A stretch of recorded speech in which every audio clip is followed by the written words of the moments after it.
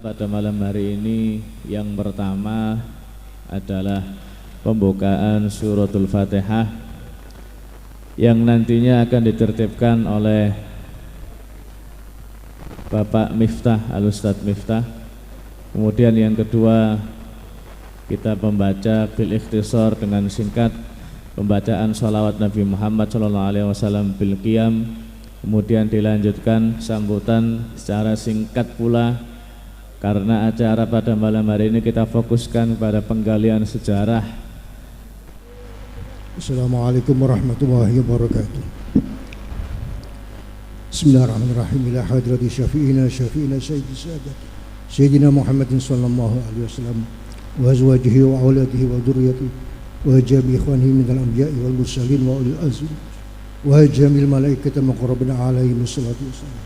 Tsumma ila hadrati Jamil al-Tis'ah Wijawa Usam ila khatin Mbak Ampel Nyaimani ila Mbak Sulaiman Sanari Ahmad bin Yusuf Suma ila hadrati Syekh Maulana Malik Ibrahim Bashid Ali Butadwa wa zawjatihi wa awladi wa dhurriyatihi.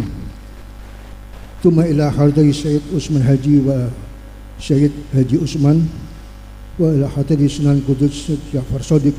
Tuma ila hadrati Al-Habib Abu Bakar Askab Habib Al-Basim Syekhona Khalil Bangkalan Bahasa Syamsuddin Batu Ambar. Tuma ila hadrati Muhammad Kajuran Muhammad Basuran. Tuma ila hadrati Mbak Masum Bapak Idawi Syekh Mastuki. Tuma ila hadrati Sunan Derajat Syed Qasim. Ila hadrati Sunan Kalijogo wa Sunan Muria Radian Umar Said. Tuma ila hadrati walidina wa walidikum majal muslimin wa muslimat Ima syarika adi ila magharibiyah.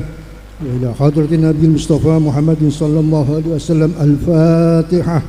أعوذ بالله من الشيطان الرجيم لقد جاءكم رسول من أنفسكم عزيز عليه ما عنتم حريص عليكم بالمؤمنين رؤوف رحيم فإن تولوا فقل حسبي الله لا إله إلا هو عليه توكلت وهو رب العرش العظيم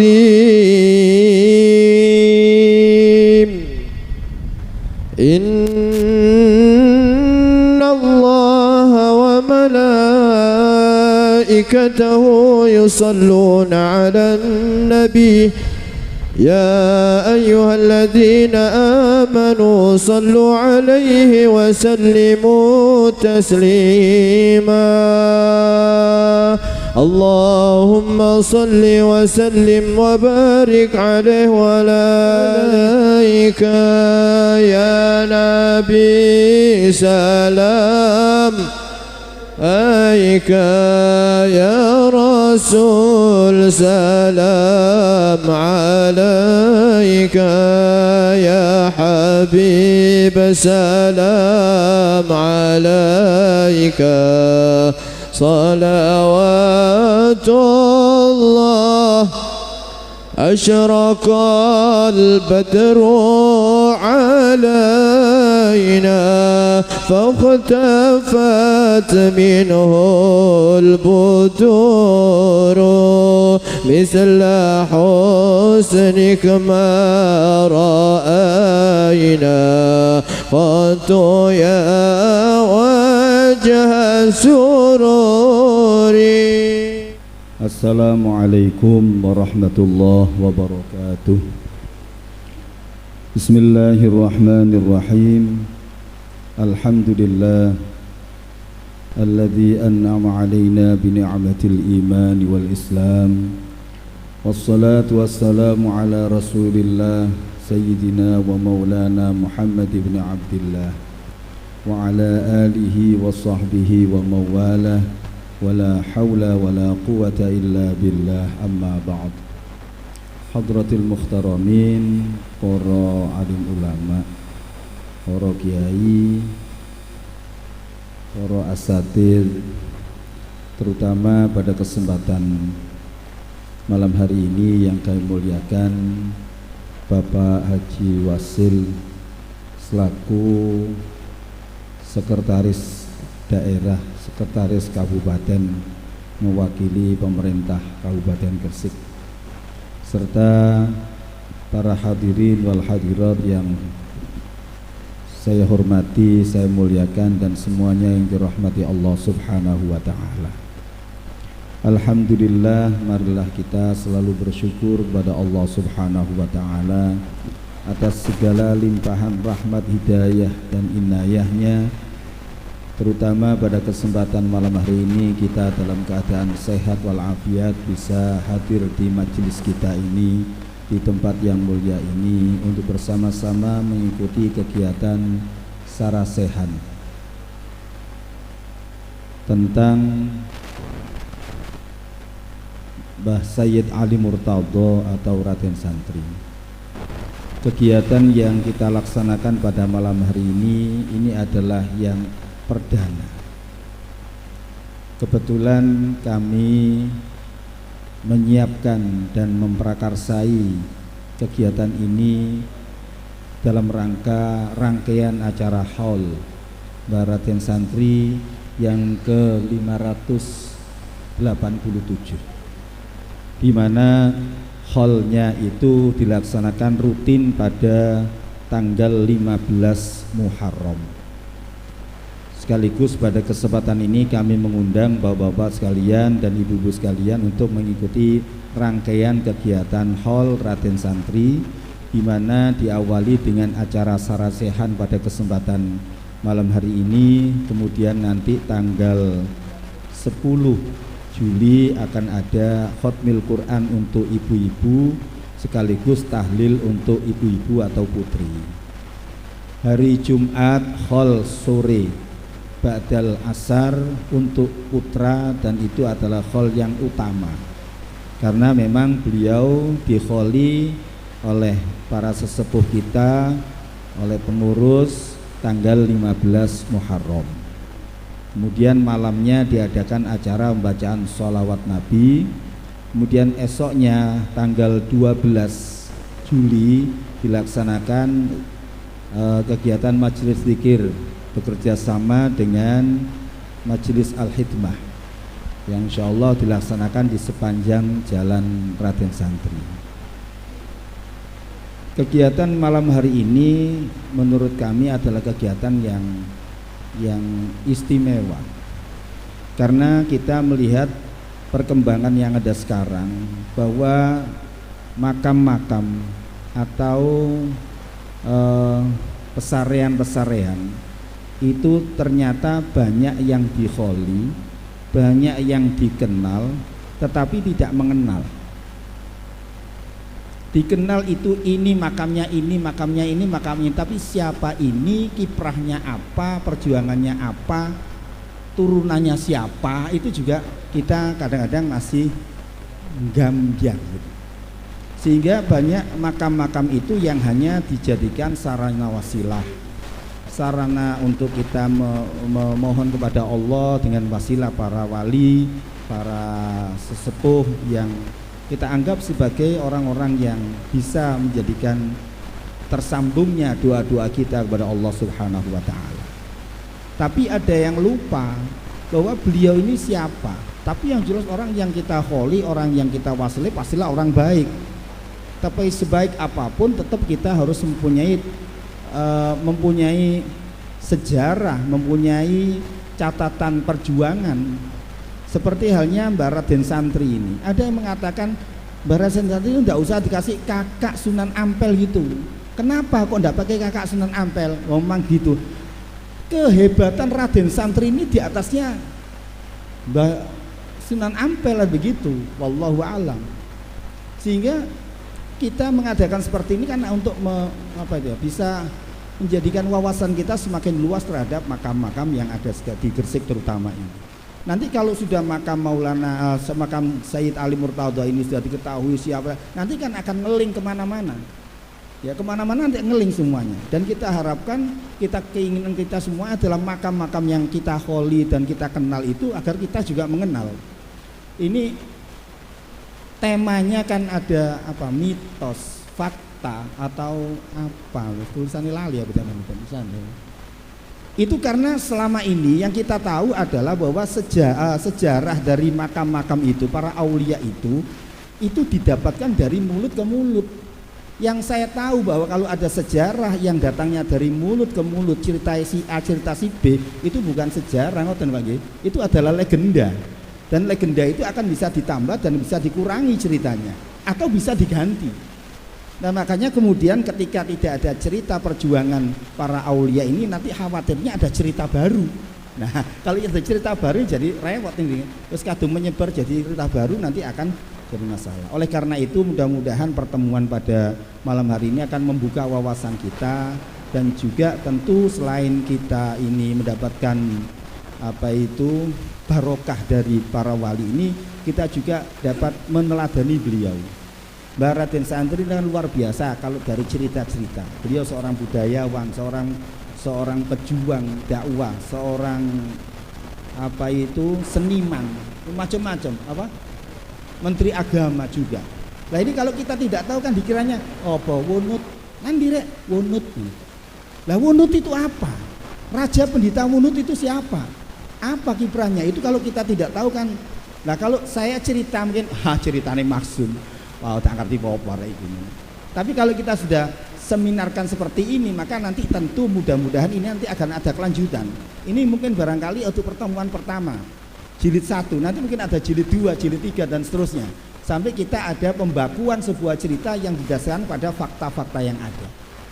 Sehingga Sunan Gresik dalam pusaran mitos, fakta dan realitas sejarah itu nanti akan bisa terkuat. Barangkali ini yang bisa saya sampaikan. Yang terakhir adalah kami mengucapkan terima kasih atas segala dukungan, kehadiran dari bapak-bapak dan saudara sekalian, terutama ibu-ibu juga. Mudah-mudahan kehadiran kita ini dibarengi hidayah oleh Allah dan manfaat yang besar sampai pada hari akhir nanti. Amin ya rabbal alamin. Inilah yang bisa saya sampaikan. Kurang lebihnya mohon maaf. Wallahul muwaffiq ila aqwamit thoriq. Wassalamualaikum warahmatullahi wabarakatuh. Terima kasih. Assalamualaikum warahmatullahi wabarakatuh. Selamat malam, salam sejahtera bagi kita semua. Alhamdulillahirabbil alamin, wassalatu wassalamu ala asyrofil anbiya'il mursalin Sayyidina Muhammadin wa ala alihi washabbihi wasallim ba'du. Yang saya hormati para pengurus makam Sayyid Ali Murtado dan santri, Pak Ustadz Maksun dan para pengurus yang lain. Yang saya hormati para narasumber Yai Mudofar Usman dan Pak Kris Haji. Yang saya hormati para hadirin yang hadir pada pertemuan hari ini. Syukur alhamdulillah kita diberi limpahan rahmat, hidayah oleh Allah Subhanahu wa taala, senap hadir dalam kondisi sehat walafiat, tidak kurang suatu apapun. Salawat serta salam kita limpahkan pada Nabi Muhammad SAW beserta keluarganya, sahabatnya dan pengikutnya hingga akhir zaman. Bapak Ibu yang saya hormati, pertama-tama saya sampaikan apresiasi yang setinggi-tingginya kepada panitia, kepada para narasumber yang hadir, dan juga pengurus makam Sayyid Ali Murtado yang mengadakan acara ini. Yang pertama kali saya beberapa kali melihat acara hall Sayyid Ali Murtado, tidak pernah ada kajian terkait dengan atau sarasehan ya terkait dengan siapa sih sebetulnya Sayyid Ali Murtado. Nah pada kesempatan hari ini mungkin nanti bisa berjilid-jilid ya. Saya ingat nasihat dari Yai Muhtar Jamil pada beberapa waktu yang lalu saat hallnya Dewi Skardadu menginformasikan ini tugasnya wong-wong ini untuk nguri-nguri sejarah dari para wali yang ada di Gresik. Informasi dari Yai Muhtar Jamil itu ada 100-an lebih. Dan mudah-mudahan mulai dari wilayah Beringin Anom sampai ke Bawean, ini tugas kita bersama Pak Kris Haji ya, untuk bisa menginformasikan benar apa yang disampaikan tadi oleh Ustadz Matsun bahwa kita tahu tapi tidak mengenal. Secara garis besar kita tahu, oh ada Raden Santri. Sopo sih Raden Santri itu?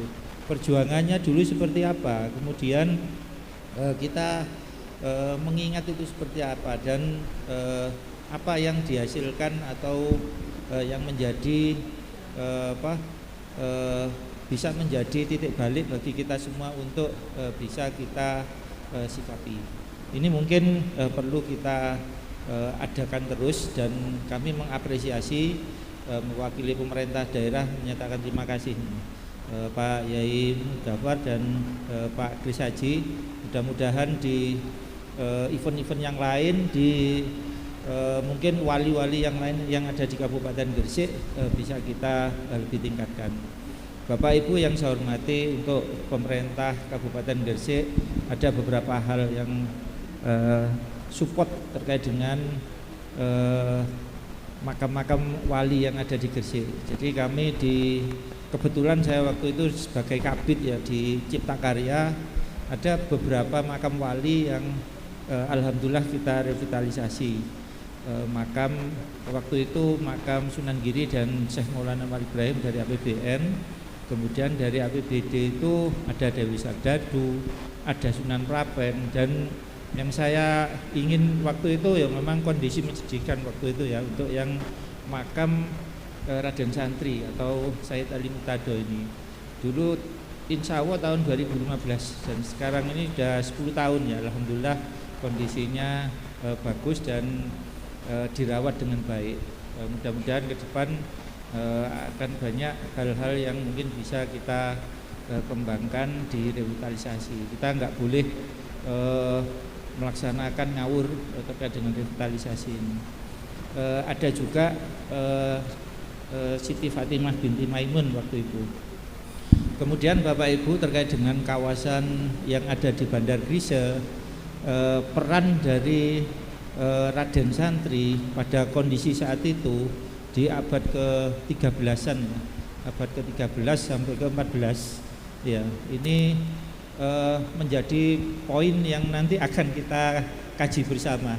Seperti apa apakah pasca Syekh Maulana Malik Ibrahim, kemudian ada Nyi Ageng Pinatih yang merupakan ibu angkat dari Sunan Giri.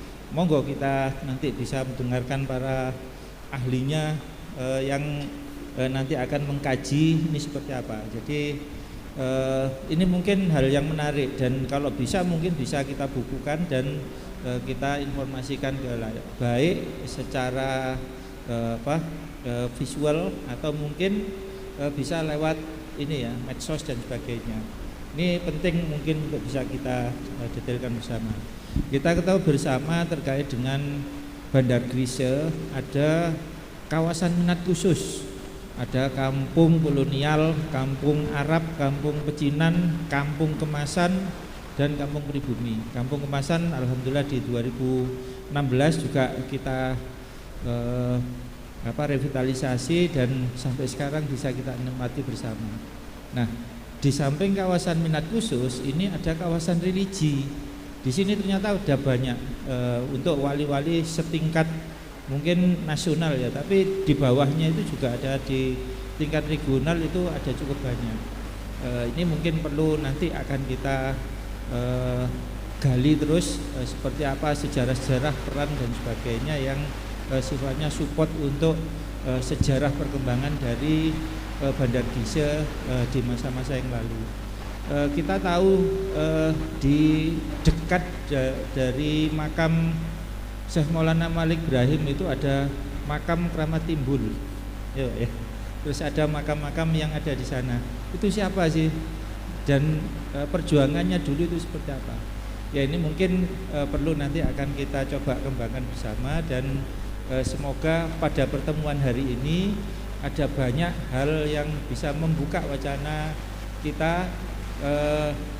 Seperti apa sejarah dari Sayyid Ali Murtado dulu, dan ini mungkin bisa menjadi refleksi kita untuk pengembangan di wilayah Bandar Grise ke depan.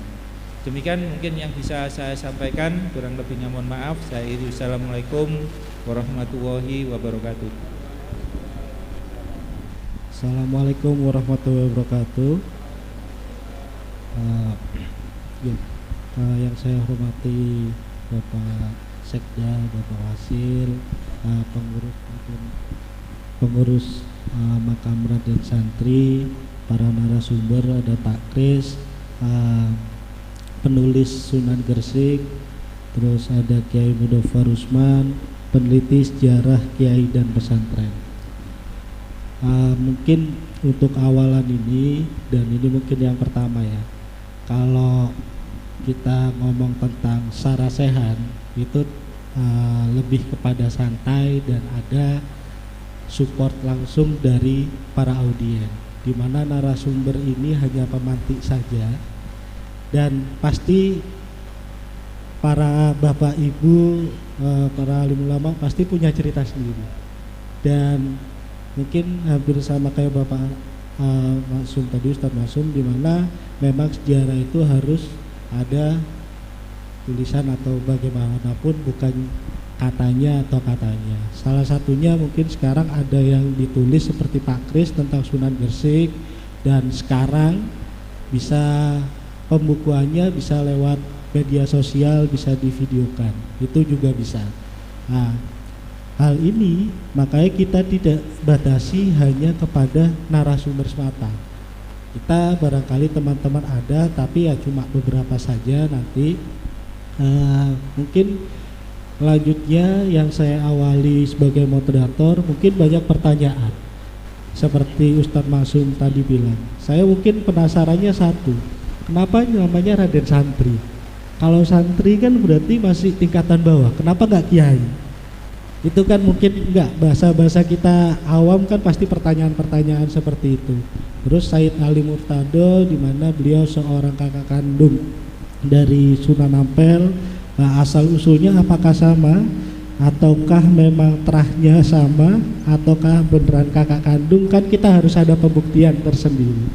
Makanya untuk awal ini kita di mana untuk Pak Kris saya persilahkan untuk menerangkan, kebetulan beliau menulis tentang Sunan Gresik, dan di mana itu cerita tentang Raden Santri. Mungkin untuk awalan ini baru setahu saya ya, ngapunten apabila ada yang lain, mungkin yang menuliskan hanya pemfokusan tentang Raden Santri atau Sayyid Ali Murtado baru beliau. Yang fokus, kalau beberapa cerita mungkin ada di literatur yang lain, tapi yang fokus hanya Sayyid Ali Murtado, mungkin saya baru tahu Pak Kris ini bisa berbagi cerita tentang siapa sih beliau, asal usulnya bagaimana, terus beliau berguru di mana, ilmu yang diajarkan di daerah Bedilan ini apa, sampai kalau kita ngomong turunan di daerah Bedilan ini banyak kiai di sini, khususnya pada tahun keberlanjutan Raden Santri banyak kiai yang di sini. Ada beliau dekat Masjid Jami, itu kan ada beberapa aspek yang harus kita gali. Ada hubungan-hubungan seperti itu. Nah, mungkin untuk yang pertama saya memberi kesempatan untuk Pak Kris, coba bagaimana sih Sayyid Ali Murtado ini dari awal asal usulnya sampai ilmunya, sampai kenapa sih di sini, ataukah beliau di sini terus dari beliau ke Gresik sampai meninggal, apakah hanya di sini terus? Mungkin itu dulu yang bisa saya awali untuk prolog bagi narasumber dan bagi teman-teman atau bagi para alim ulama atau bapak ibu yang memang punya cerita kembali, bisa nanti dilanjutkan kembali. Terima kasih. Monggo untuk Pak Kris Haji, penulis buku Sunan Gresik, saya persilakan.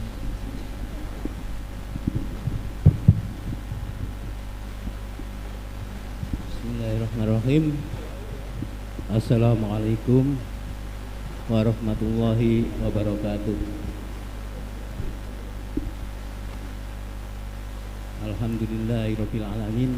Assalatu wassalamu ala asrofil anbiya'i wal mursalin Sayyidina wa habibina wa maulana Muhammadin wa ala alihi wa sahbihi ajma'in, amma ba'du.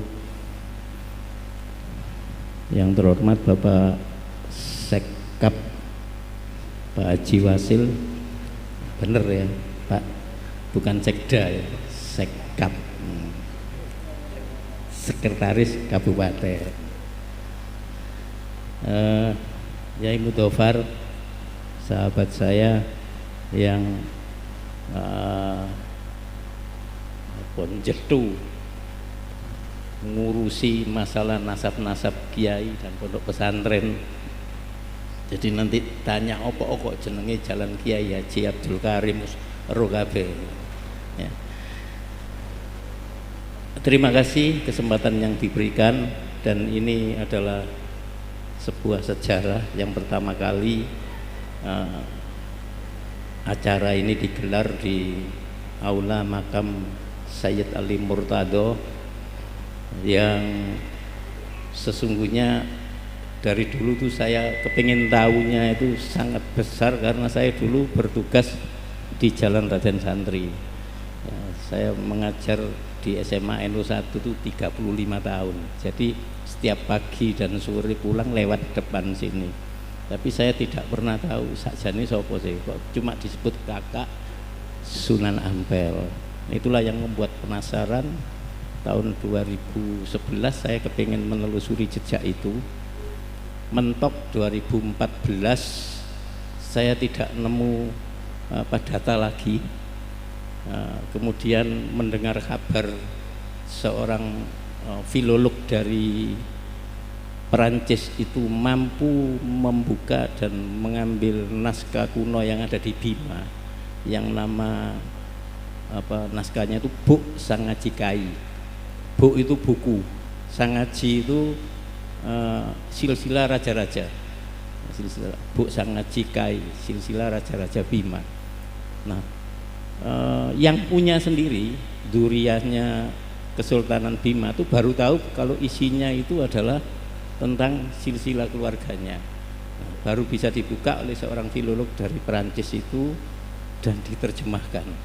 Ketika mendengar kabar diterjemahkan tuh kayaknya lama sekali saya menunggu ya, 2016, 2 tahun kemudian saya dapat kiriman buku itu, dan saya menemukan temuan baru untuk sumber data tentang Malik Ibrahim Sayyid Ali Murtado. Kemudian tahun 2018 dan beberapa kali pertemuan saya bertemu dengan Kiai Ngabei Haji Agus Sunyoto yang menulis Atlas Wali Songo. Kebetulan itu teman kuliah, jadi kakak kelas 1 tahun, tapi beberapa mata kuliah itu pernah bersama satu kelas gitu. Dan sukanya kumpul di kantin ngobrol banyak hal. Saya ketemu lagi dan saya diberi semangat untuk menulis itu dan diberi banyak tambahan. Salah satunya itu sumber dari Champa yang sekarang menjadi Vietnam, menjadi Kamboja dan Laos. Itu dulu sisi pesisirnya itu adalah negara Champa. Nah, dari situ saya sudah mulai menulis lagi, mengumpulkan data-data itu. Nah, ini Champa ya. Jadi dulu asalnya Sayyid Ali Murtado ini dari daerah Kautara ya, dari daerah Kautara itu ya. Jadi Champa ini dimakan oleh Dai Viet, Vietnam ya, dijajah itu mulai dari yang atas Indrapura, Vijaya sampai nggih, monggo nggih, timbang kenger Pak nggih, kumpul Khidir aman Pak, ana pengawali. Nah, dari Indrapura ke Vijaya, Kautara, Panduranga, dan sekarang ini habis semua, cuma tinggalan-tinggalan saja yang ternyata mirip dengan Jawa. Candi-candinya itu mirip dengan Jawa. Nah, karena itu akhirnya terbitlah buku ini tahun 2020 ketika saya harus bersunyi-sunyi karena corona. 2 tahun itu karena tidak boleh keluar, alhamdulillah ya, jadi berkahnya itu saya menerbitkan 2 buku, satu tentang Sayyid Ali Murtado dan saya berani menyebut ini Sunan Gresik, nanti saya jelaskan. Kemudian yang kedua salah satu senior saya Amang Genggong, itu waktu saya nulis masih hidup, jadi menulis masih hidup sampai meninggal ya, karena saya ditagih terus isun ini tulisan umurku wis double 7, ngomongnya gitu, double 7 pitu ya, akhirnya saya tulis sampai beliau terbit, tapi beliau sudah meninggal. Nah, mohon doanya juga, ini ada 3 buku saya yang insya Allah 2025 ini akan terbit. Sekarang dalam proses editorial, satu tentang Nyi Ageng Pinate karena belum ada yang nulis, yang kedua tentang Syekh Maulana Malik Ibrahim versi saya, kemudian saya menulis aja guyu kiai, diguyu kiai ini aku ndredeg. Yang ketiga tentang Sunan Prapen. Nah, 3 ini karena datanya yang kalau ngomong Malik Ibrahim, Syekh Ibrahim Asmoro Kondi, Sunan Ampel, Sayyid Ali Murtado, itu nasabnya itu kacau balau, tergantung versinya ya, termasuk kalau kita ngomong Syekh Jumadil Kubro, kuburannya di mana-mana, ada di Sulawesi, ada yang di Trowulan, ada yang di dekat Gunung Tidar dan sebagainya. Sama dengan kalau kita ngomong Maulana SK, sekarang kuburannya tambah siji nok Lamongan. Nah, ini menarik sekali. Makin lama saya memprediksi, makin lama nanti ada makam-makam baru yang diklaim makam-makam tokoh. Jangan-jangan nanti kalau di Jawa Tengah itu ada nama makam Raden Santri, cuma tidak ada lanjutannya Sayyid Ali Murtado. Tapi ini bisa dikelirukan nanti. Jangan-jangan Sayyid Ali Murtado yang asli itu di makamnya di Jawa Tengah sana. Oh, nanti tambah kacau suatu saat nanti. Oleh karena itu harus ditulis. Salah bener iku sing biji kiai. Ya. Jadi nanti kalau saya salah, beliau lah yang membetulkan. Ya. Itu yang saya ngono ta. Jadi seperti itu. Jadi mohon doanya, mudah-mudahan semua tokoh-tokoh di Gresik ini satu demi satu bisa saya selesaikan menjadi buku itu ya. Monggo langsung ke ini aja, ke PPT. Nah, ini disimpan dulu. Next. Wah, si melu ae kok nang ndi melok ae. Terus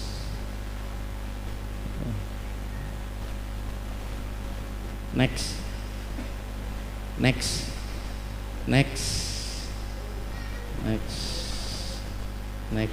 Kakean.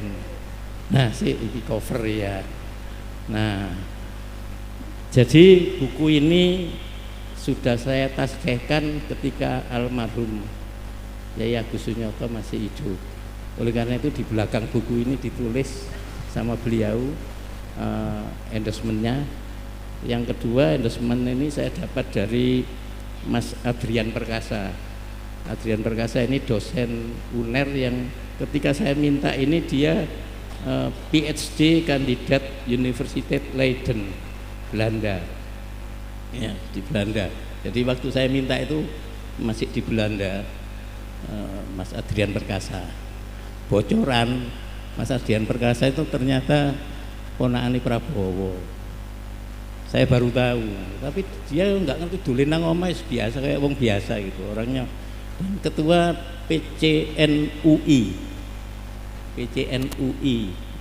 NU Istimewa, PCINO Leiden, Belanda.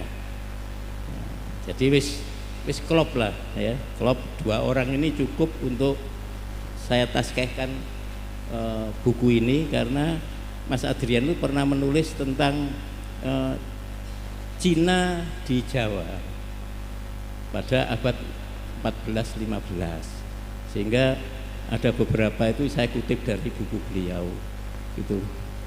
Nah, Campa tadi sudah ada gambar petanya. Next. Nah, jadi sekarang ini Campa ini berada di wilayah Vietnam, Kamboja, dan Laos ya. Jadi Campa ini muncul dalam sebuah prasasti yang dibuat oleh Raja Sambuwarman yang ditemukan di Candi Lembah Maison, Provinsi Quang Nam tahun 629 Masehi. Jadi bangsa Campa itu bangsa lama sejak abad ke-7 ya.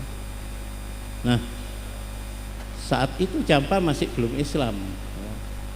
Baru abad ke-9 itu masuknya, setelah pengaruh India, masuknya pengaruh dari Arab, sehingga bangsa Campa banyak yang beragama Islam, termasuk para tokoh-tokohnya dan raja-raja yang berkuasa pada waktu itu.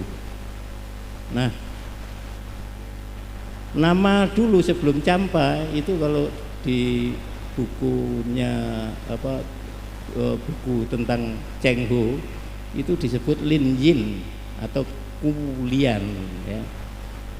Nah, ketika Campa berubah menjadi Islam ya, walaupun Islamnya masih bercampur dengan Hindu Buddha, karena waktu itu bangsa India itu pertama kali berkuasa sebelum Islam masuk. Karena itu nanti dilihat ya, nama-nama tadi adalah nama-nama yang berbau India, Singapura, Vitara, Panduranga dan sebagainya, itu bahasa India. Next. Nah, pada abad 10 agama Islam ketika masuk 9, 10, 11 ya, itu bangsa Campa yang terdesak oleh bangsa Daivet. Daivet itu sekarang jadi Vietnam, itu bangsanya disebut bangsa Daivet ya. Nah, ini mengungsi ke wilayah yang utara dan Paduranga. Jadi makin tersisi, makin minggir ya, sehingga ketika terjadi persinggahan antara orang-orang Islam dengan bangsa Campa, persinggungan ini yang terjadi tadi saya sebutkan pada abad 10 ya, itu dibuktikan dengan prasasti-prasasti yang berbahasa Arab yang ditemukan di wilayah Campa ya. Nah, dari mana saya tahu prasasti bahasa Arab ini? Ini temuan dari Mas Agus Sunyoto. Jadi tidak saya ke Campa. Jadi saya ceritakan sedikit. Mas Agus Sunyoto ketika membuat Atlas Wali Songo, gara-gara atlas yang diterbitkan masuknya Islam di Indonesia ya, Atlas Islam Indonesia, itu tidak satupun nama wali itu disebut di ensiklopedia itu, sehingga dia protesnya dengan karya, yaitu dia menjual satu rumah, satu apa dua saya lupa, tapi setahu saya satu rumah itu habis digunakan untuk sangu dia keliling ke wilayah Campa, Malaysia, ke wilayah Filipina, sampai ke Portugis, sampai ke Belanda, ke Spanyol ya. Itu dalam rangka untuk menemukan sumber-sumber data yang ditemukan dari orang-orang atau penjajah atau siapapun bangsa asing yang pernah datang ke tanah Jawa. Nah, dari temuan itu baru dibuatlah Atlas Wali Songo itu. Nah, saya kecipratan, saya dapat data itu. Jadi prasasti itu ya menunjukkan bahwa pada pertengahan abad 10 orang-orang Islam di Campa sudah memiliki otonomi dan pemukiman tersendiri. Itu. Next. Nah, terus apa hubungannya dengan Campa dengan Mojopahit? Nah, ini menarik ya. Selama ini kita tahu bahwa Sayyid Ali Murtado itu adalah putranya Syekh Ibrahim Asmorokondi. Syekh Ibrahim Asmorokondi putranya Syekh Jumadil Kubro. Nah, ke atasnya Syekh Jumadil Kudro ini terjadi kerancuan. Ada beberapa nasab yang ditulis itu ada yang menyebut bahwa antara Syekh Ibrahim Asmorokondi dengan Syekh Maulana Malik Ibrahim itu bersaudara. Ada yang pernah ponaan, ya. Ada lagi silsilah yang menyebutkan Syekh Ibrahim Asmorokondi itu punya anak Sayyid Ali Murtado, Sunan Ampel, Maulana Ishaq, ayahandanya Sunan Giri, ya. Ngomong Maulana Ishaq nanti juga rodok ruwet lagi, ya. Kalau menurut naskah Serat Wali Sana atau Wali Sono yang dibuat oleh Sunan Dalem, putranya siapa, Sunan Giri, itu disebutkan ayahnya Sunan Giri itu bukan Maulana Ishaq tapi Maulana Yakub, sedangkan Maulana Ishaq itu kakeknya. Yang nulis Sunan Ampel bukan saya, yang nulis Sunan Dalem bukan saya. Itu ada, monggo kalau mampir ke rumah serat ini bisa dibaca, ya. Nah, seribet itu silsilah-silsilah yang kita temukan di beberapa naskah, beberapa manuskrip, ya, mulai dari Babat Gresik, Babat Tanah Jawi sampai versi History of Java-nya Raffles itu bermacam-macam, ya. Nah, karena itu kita akan fokus pada apa yang sudah saya tulis, bahwa hubungan Campa dan Jawa itu berlanjut pada masa Majapahit, ya, yaitu pernikahan Kertawijaya yang kelak menjadi Raja Majapahit dan secara tutur disebut Brawijaya V. Tapi kalau kita baca Negara Kertagama atau membaca Pararaton, tidak ada nama Brawijaya sama sekali. Nama Brawijaya itu nama sumber tradisi, ya, sumber tutur. Babat Tanah Jawi nulis Brawijaya, tapi menurut prasasti, temuan-temuan manuskrip di Babat Pararaton maupun di Negara Kertagama itu tidak ada. Tapi kalau Kertawijaya ada. Nanti akan saya jelaskan lebih detail kemudian, ya. Nah, putri Campa ini namanya Dwarawati, ya. Dwarawati, ada yang Darawati, Dwarawati, Andarawati, ya, yang beragama Islam. Loh, kok iso anak Raja Campa agama Islam, ya. Nanti saya berikan beberapa bukti yang bisa saya bacakan. Nah, sedangkan adiknya yang namanya Condrowulan itu dinikahi oleh Syekh Ibrahim Asmorokondi. Artinya Sayyid Ali Murtado itu keponakan istri Raja Majapahit. Karena keponakan istri raja, walaupun dia orang Campa, maka ketika di Majapahit dia dapat gelar Raden. Jadi nama Raden itu diberikan oleh Raja Majapahit karena keponakannya, sekalipun melalui istrinya. Tapi apakah sampai di situ? Di buku ini masih seperti itu, tapi temuan baru nanti akan saya jelaskan, ya. Next dulu, ya. Nah, next. Nah, ini ternyata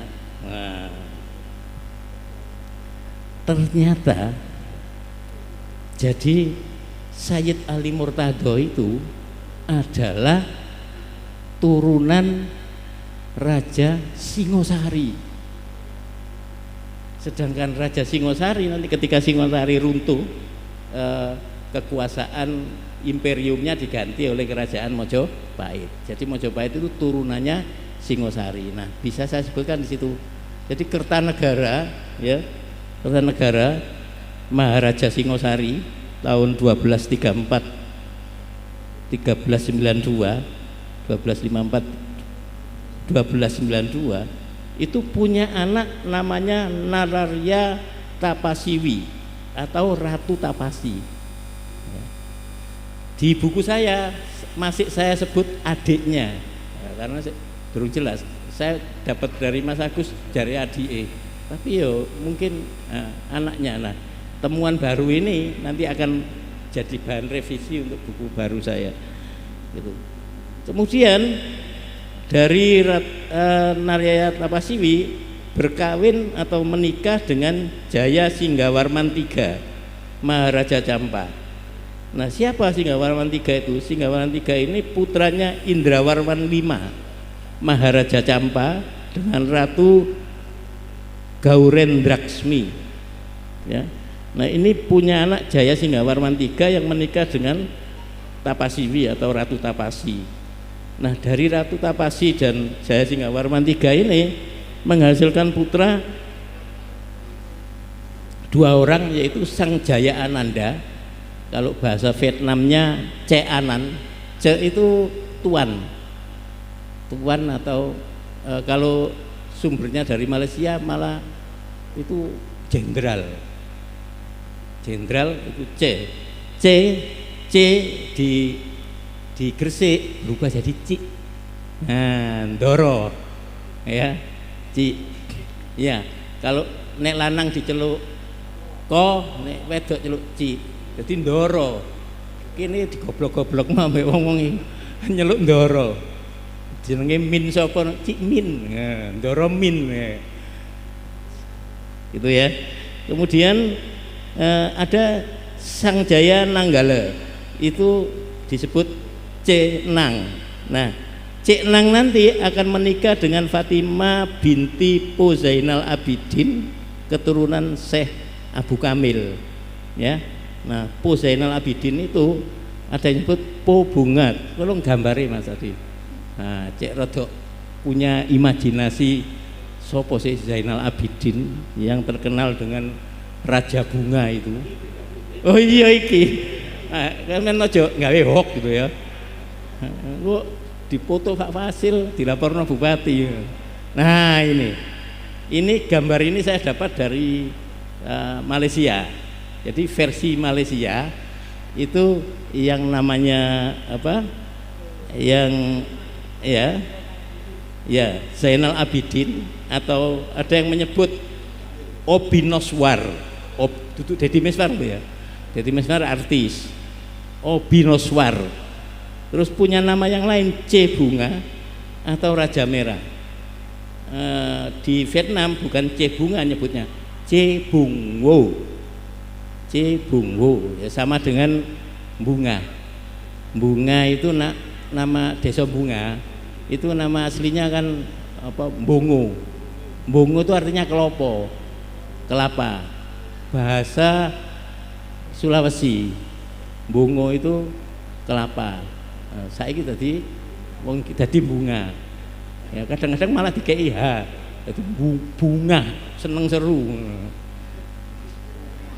Ya, jadi kita itu paling suka ngubah-ngubah nama orang. Nah, ini masih berapa abad ya? Masih 500 tahun. Nanti 600 700 tahun nanti berubah semua nanti. Nah, mumpung belum itu, maka pengabadian itu paling mudah adalah ditulis. Jadi nanti dengan Zainal Abidin dan Sang Jaya Fatimah dengan Sang Jaya Nanggala ini punya anak dua lagi, yaitu Sang Jaya Indra atau C Anin dan Indrawati. Nah, dari turunan ini, bawahnya Mas, bawahnya gambar tadi.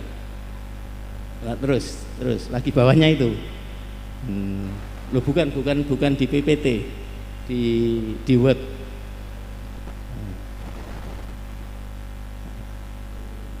Atasnya lagi, terus bukan ini sore itu lah ini. Nah, jadi di situ dijelaskan informasi terbaru yang tidak ada di buku ini ya. Jadi tahun 1440 rombongan Campa yang dipimpin oleh Ibrahim Asmarokondi, Ali Murtado, Ali Rahmat dan Abu Hurairah atau Burereh, yang sekarang kalau menurut Yai Agus namanya Sunan Kapasan. makamnya di Kapasan, ya.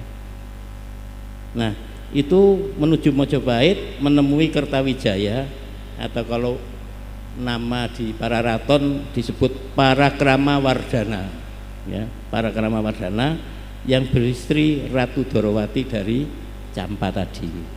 Nah, Dorowati memperkenalkan diri adalah juga keturunan Singosari, keturunan Ratu Tapasi, adik si Prabu Kertanegara, ketika dia mau diperistri oleh Raja Mojopahit. Nah, untuk menunjukkan bahwa leluhur dia adalah orang Singosari, dia membawa pusaka tinggalan Singosari atau dari leluhur Singosari, yaitu satu gong Maesolawung, berupa gong namanya Maesolawung, dan pedati Kiai Jabat Fitri. Pedati apa saiki cikar, ya, cikar.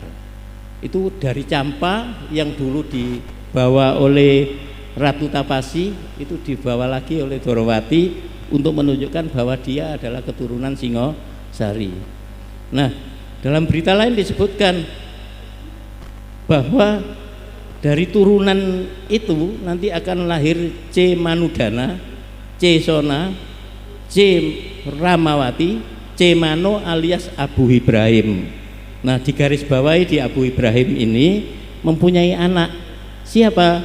Yaitu Candrawulan yang dikawin oleh Syekh Ibrahim Asmorokondi, dan Dwarawati yang diperisti Kertawijaya atau Parakrama Wardana, atau dalam cerita tutur disebut Brawijaya kelima, ya, yang nanti menurunkan Ratu Adi, ya, diantaranya ya menurunkan Ratu Adi. Ratu Adi nanti punya anak namanya Ki Ageng Pengging. Ki Ageng Pengging punya anak Joko Tingkir. Nanti turun-turun Joko Tingkir ono Gus Dur, ono Yai Roba dan sebagainya. Cik diterusno Kiai Mudofar. Itu bagianku, nggih. Iya, sing akeh-akeh sampean. Nah, anak yang ketiga selain Candrawulan Dorowati, yaitu yang ketiga namanya Narpataruna, yang nanti menurunkan Burere atau Abu Hurairah. Jadi semuanya ini satu keturunan dari Zainal Abidin atau Cebunga. Nah, Cebunga ini di Malaysia sangat terkenal, bahkan sampai ke Campa, sampai ke Sumatera. Itu di beberapa wilayah Aceh itu masih ada istilah-istilah, misalnya apa, menyebut apa, jago silat, orang sana menyebut silek, ya, silek. Jadi silat atau silek itu bahasa Campa yang diadopsi di Aceh. Itu ada istilah maung Campa atau macan Campa. Nah, ini mengindikasikan bahwa Campa waktu itu ketika diserang oleh Daifed itu semua melarikan diri ke wilayah Nusantara, baik itu di wilayah sekitar Sumatera, terutama di Aceh dan sekitarnya, dan yang punya hubungan dengan Singosari larinya ke Jawa Timur. Nah, oleh karena itu nanti kita akan menemukan tinggalan-tinggalan Campa yang sekarang kita tidak terasa bahwa kita pakai bahasa Campa. Apa itu? Menyebut ibu itu mak, itu bahasa Campa. Ya, nyeluk emak itu bahasa Campa. Nek basa Mojopahit ibu. Tapi kalau orang Campa menyebut emak. Nyeluk anake kacung, itu bahasa Campa. Kacung, nek tiba Madura dadi kacong. Nah, itu bahasa Campa. Ya. Wong Gresik asli biyen nek nyeluk Pak D, nek duduk Pak D. Ada yang ingat? Siapa? Nah, iya. Pak Uwak. Nah, Pak Uwak itu bahasa Campa. Uwak itu bahasa Campa. Jadi saya kalau manggil Pak D saya dulu Pak Uwak. Nek nyeluk Mbah malah Pak D. Nah, iki wong Gresik wis molak-malik gak karu-karuan. Gak nyeluk Mbah. Dadi nyeluk Pak D itu bapak gede, Pak Uwak bapak kawak, jare wong Jawa. Tapi ketika ditelusuri ternyata Uwak itu bahasa Campa, menyebut kakaknya ibu atau kakaknya ayah itu uak. Masih banyak yang kita temukan, nanti ada kamusnya khusus persamaan bahasa Jawa dan bahasa Campa, tetapi di wilayah pesisir utara, tidak sampai ke Mojopahit. Ya, jadi sekedar tahu saja. Menurut Mas Agus dulu, orang-orang yang beragama Hindu dan Buddha itu bukan rakyat, tapi keluarga raja. Yang punya agama Hindu, Buddha itu keluarga raja. Yang rakyat itu punya agama sendiri, Jawa kuno yang namanya Kapitayan. Nah, Kapitayan itu Tuhannya sama dengan Tuhannya orang Islam. Qul huwallahu ahad, tan kena kinaya ngopo, tidak bisa digambarkan apa-apa, persis. Ya, kalau menyebut Tuhan Hyang Widi, orang yang paling berkuasa, sama. Yang lain-lain nanti kita bahas soal Kapitayan di waktu tersendiri. Ngarai tambah subuh iki kok gak uman-eman aku. Iya. Kapitayan nanti kita bahas tersendiri. Next. Bukan ini yang PPT. Terus next. Ini ya, ini tadi. Ini salah satu contoh yang saya temukan di naskah silsilah terkait dengan Syekh Ibrahim Asmorokondi. Coba lihat, Sayyid Maulana Ishaq menjadi putranya.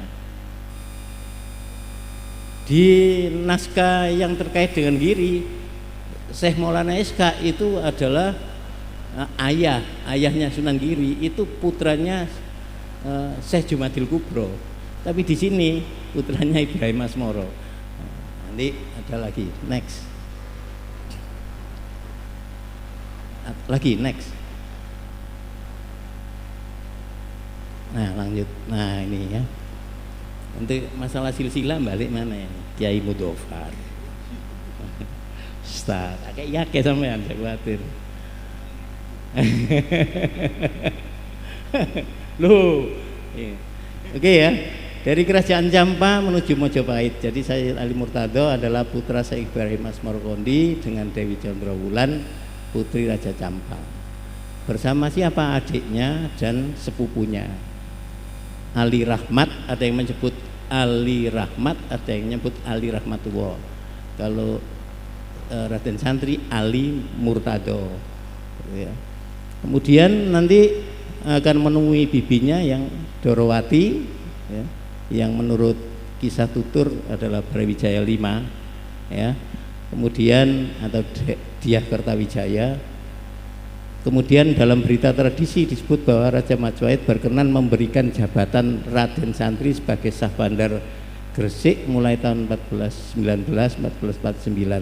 menggantikan Maulana Malik Ibrahim yang wafat pada hari Senin 12 Rabiul Awal 822 Hijriah dan diberi gelar Raja Pandito. Nah, ini saya next. Saya menjelaskan Raja Pandito. Raja Pandito ini ya, soal guruku ya Yai Agus, jadi aku versinya Yai Agus. Raja Pandito itu Menteri Agama. Jadi ini dijelaskan di sini bahwa di Mojopahit itu untuk urusan masalah keagamaan raja dibantu oleh dewan yang disebut Dharmadiaksa. Dharmadiaksa ini nanti akan terpilah-pilah sesuai dengan agama yang diurus. Misalnya Dharmadiaksa Rikaisawan itu tugasnya menangani urusan agama Siwa, ya. Kemudian Dharmadiaksa Rikasogatan tugasnya menangani urusan agama Buddha. Menurut Yai Agus pada zaman Mojopahit, untuk masalah-masalah keagamaan ditemukan jabatan yang disebut Mantri Herhaji. Mantri Herhaji itu mengurusi agama lokal, Kapitayan, Sunda Wiwitan, dan agama-agama lokal yang lain yang dianut oleh rakyat Mojopahit, ya. Kemudian belakangan ketika menjelang runtuhnya Mojopahit dan datangnya keluarga Campa, maka lahirlah Raja Pandita. Itu tugasnya ngurusi agama Islam, jadi menteri agama. Ketika Raden Santri Sayyid Ali Murtado ditugasi menjadi menteri agama dan imam terkait dengan hukum dan syariat Islam, maka Sunan Ampel diberi tempat di Ampel, ya Ampel Dento, Pring Kuning. Ampel itu bambu, jadi dulu rumpun bambu, ya, rawa-rawa rumpun bambu. Nah itu disulap oleh Sunan Ampel menjadi tempat yang istimewa seperti sekarang ini. Nah, Sunan Ampel diberi tugas imam di Surabaya. Artinya tugas berat ini justru di Raja Pandito. Dan Raja Pandito itu ternyata gelar rahasia. Gelar rahasia kalau dalam beberapa naskah disebut Sayyid Ali Murtado diberi gelar rahasia oleh Raja Mojopahit. Artinya apa? Gelar rahasia ini gelar yang tidak perlu banyak orang tahu. Oleh karena itu kenapa nanti dalam struktur wali-wali atau wali-wali yang terkenal Sunan Ampel, Sayyid Ali Murtado tidak masuk. Kenapa? Karena dia siri, ya, rahasia. Justru dia ditugaskan ke Bima, Nusa Tenggara Barat. Nah, di Bima nanti dia disebut Raden Pandita Bima atau Raja Pandita Bima. Nah, itu nanti kita bahas dengan menggunakan naskah Buk Sangajikai, nanti lanjutannya Buk Sangajikai. Di situ dijelaskan sebelum sampai ke Bima dia di Madura dulu, di Pulau Sapodi, ya, di Pulau Sapodi. Nah, di Madura dia dikenal dengan nama Sunan Lembayung Fadol. Sunan Lembayung Fadol. Ini Raden Santri Sayyid Ali Murtado. Nah, sehingga dia bisa mengislamkan wilayah Sapodi dan Madura dekat Sumenep itu. Nah, nanti kita mengenal Sunan Wirokromo itu dipercaya, saya masih belum, tapi dipercaya sebagai putranya Raden Santri ketika di sana, ya, Sunan Wirokromo, ya, nanti akan ketemu Putri Kuning, ketemu dengan Adipodi dan sebagainya itu nanti, tapi ini masih prediksi ya, saya belum bisa memastikan sesungguhnya seperti apa. Next.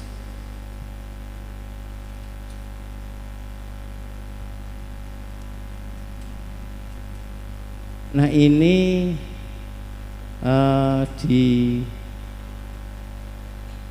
di Serat Walisono, kemudian di Serat Ferrara, kemudian di Primbonnya di Primbon Ahmad Dahlan, Ahmad Adnan itu dijelaskan seperti berikut itu. Ini bahwa Sunan Ampel itu sebagai wali Majelis Wali Songo tugasnya adalah membuat peraturan-peraturan untuk masyarakat, ya. Ini Kak Kenger. Kemudian Raja Pandito di Gresik merancang pola kain. Kain apa? Kain batik, tenun lurik, perlengkapan kuda, ya. Nah, sekarang bedilan enggak? Yang kita temukan ada sebuah TK namanya TK HD. Ada hotel batik. Ketika kita telusuri dulu ternyata koperasi batik. Nah, apa moro-moro no? Ya enggak loh, mesti ada latar belakangnya dulu kenapa di sini dulu menjadi pusatnya batik. Ya, karena Raden Santri ditugaskan untuk ngajari masyarakat sekitar sini membuat batik. Cuma saking malese wong bedilan saiki gak usum batik. Ya. Yang kita perhatikan itu. Kemudian dia karena pernah di Bima, dia juga ngajari orang membuat perlengkapan kuda. Apa namanya ini? Pelana kuda. Nah, sopo sing ditugasi Kironggo itu makamnya. Ya, Ronggo, Kironggo. Nggone ndi pian Kironggo? No, ini Kampung Keranggan sebelah. Nah, kenapa disebut Kampung Keranggan? Itu dulu yang menguasai Kironggo yang ditugasi oleh Raden Santri untuk mengelola kuda dan membuat pelana kuda. Kironggo. Makanya kalau nanti kita belajar sejarah Mojopahit ada nama yang terkenal Ronggolawe. Siapa yang memberi nama Ronggolawe? Raden Wijaya. Ya, karena apa? Karena dia ahli tentang kuda. Rangga itu kuda jaran. Ahli tentang kuda sehingga disebut Ronggolawe. Orang yang bisa merantasi apa dengan kuda-kuda yang besar karena hanya Ronggolawe yang mampu mendatangkan kuda-kuda dari Bima. Kuda-kuda Bima ini memang hebat. Itulah mengapa ketika Rojo Pandito Sayyid Ali Murtado alias Raden Santri dibantu oleh Ronggolawe. Ya.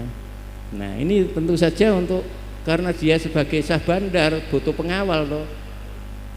Ki Tundung Mungsu inilah yang jadi pengawal. Seperti apa ya? Tugasnya seperti panglima. Ya, panglima yang mengawal Raden Santri kemana saja terkait dengan tugasnya, baik itu ke Bima, ngurusi pelabuhan dan sebagainya. Yang saya punya prediksi sebenarnya beliau tidak sampai meninggal jadi apa? Jadi Sah Bandar. Ya. Beliau menyerahkan kesah bandaran itu ke Nyai Ageng Pinate. Jadi belum sampai meninggal. Kalau Maulana Malik Ibrahim kan meninggal terus digantikan. Tapi ini tidak. Karena Nyai Ageng Pinate itu ditugasi langsung dari Mojopahit untuk mengelola perdagangan dan urusan kepelabuhanan. Makanya situs-situs yang ada di wilayah Nyai Ageng Pinate itu sangat jelas. Tempat untuk menyimpan gudang-gudangnya disebut Kampung Begedongan. Untuk pelatihan keprajuritan nang Kampung Rogo. Tempat para pejabat Kampung Kepatihan. Tempat dulu ketika Nyai Ageng Pinate dari Palembang itu membawa para kemas, ya pejabat-pejabat Palembang namanya kemas ya, gelarnya kemas bukan raden. Itu di Kampung Kemasa, jelas. Ya. Jadi ketokohan Nyai Ageng Pinate dan tugas negaranya, tugas rahasianya Sayyid Ali Murtado sehingga Sayyid Ali Murtado tidak sampai lama menjadi Sah Bandar. Jadi kita lihat ini Ampel, Sunan Ampel tugasnya buat peraturan, Rojo Pandito membuat batik tenun, membuat pelana kuda, Susuhunan Majagung. Ya, mohon maaf ya, saya hanya membaca dari naskah ini. Itu nama wali itu tidak 9 tapi 8. Makanya Sunan Dalem membuat seratnya serat wali sana atau wali sono. Sono atau sana itu artinya wilayah di satu tempat, in situ, di tempat itu. Jadi wali yang menguasai sebuah tempat, bukan wali yang jumlahnya songo gitu ya. Ini kalau menurut serat wali sana. Jadi ada Susuhunan Majagung. Ini persis dengan serat Ferrara. Tadi belum saya jelaskan ya. Serat Ferrara itu naskah lontar yang ditemukan di Sedayu, ya. Tetapi oleh misionaris dari Pasuruan itu diambil, kemudian misionaris itu asli Itali, dibawa ke Italia. Nah, Di Italia suatu saat nanti disimpan di sebuah museum namanya Museum Ferrara. Nah, Museum Ferrara di Italia ini ternyata tidak ada orang bisa membaca itu, ya, pakai huruf Jawa, Jawa kuno. Oleh karena itu dia minta orang dari Belanda, ya, Drewes namanya, ya, Drewes, seorang ahli filologi Jawa Nusantara itu membaca. Ditemukan jumlah wali ketika diskusi di Giri Kedaton, isinya itu ya, cerita wali diskusi di Giri Kedaton, salah satunya Siti Jenar, ya, terus Syekh Bentong, ya, Syekh Bentong, Syekh Mejagung, terus sisanya kita kenal nama-nama Sunan Derajat, Sunan Bonang, Sunan Giri dan seterusnya. Itu melakukan diskusi tentang ketuhanan, tentang ketauhidan. Nah, ketika saya menyebut Syekh Bentong ini nanti punya anak namanya Siu Banci. Siu Banci dikawin oleh, dalam naskah tradisi, Brawijaya kelima. Jadi Kertawijaya itu punya istri Campa dan punya istri Cina. Cinandi Cino Gresik. Anaknya siapa? Syekh Bentong, salah satu wali pada zaman itu. Syekh Bentong yang dialog diskusi di Giri Kedaton itu. Nah, Syekh Bentong ini yang punya anak si Banci nanti satu saat akan kembali dikirim ke ke wilayah Betawi. Sebenarnya kan Siu Banci dikawin oleh Brawijaya, nanti punya anak Raden Patah dan Aryo Damar. Aryo Damar nanti akan menurunkan keluarga Puspo Negoro, ya, bulet ya, menurunkan keluarga Puspo Negoro. Nah, Raden Patah itu berarti anaknya Cino Gresik. Cek terus ya, Gresik tua seru, ya. Cuma kita tidak merasa hebat karena memang sangat rendah hati. Saking rendah hatinya untuk melestarikan tinggalannya Sayyid Ali Murtado berupa batik itu hilang. Apa males apa rendah hati, gak ngerti aku. Ya, pokoknya intinya itu. Oke. Kemudian ada Sunan Gunung Jati, tugasnya mengajarkan tata cara berdoa, membuat mantra. Makanya ini wong Cirebon senengane nyuwuk-nyuwuk ya. Mantra-mantra itu pinter. Ya, pengobatan itu pokoknya tabib-tabib itu teko kono. Sehingga kemarin KDM dicurigai aliran itu. Iya, next Sunda Wiwitan. Next. Nah, Sunan Giri tugasnya membuat tatanan pemerintahan, mengatur perhitungan kalender, siklus perubahan hari, bulan, tahun, windu, menyelesaikan siklus Pakuwon. Pakuwon itu perhitungan Jawa, ya. Juga merintis pembukaan jalan, ya, merintis pembukaan jalan. Jadi jalan-jalan itu dalam wilayah Demak pada waktu itu salah satunya atas kebijakan Sunan Giri. Saiki diterusno Pak Wasil itu ngurusi dalan rusak. Mari ki pensiun jar wedi sampean tuntut iki ana dalan ceklong nang ngarep durung ditembel.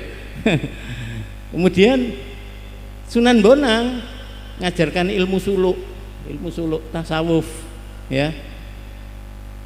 Membuat gamelan. Nah, kita bisa melihat di Museum Bonang, ya, kita temukan di mana? Tuban, ya.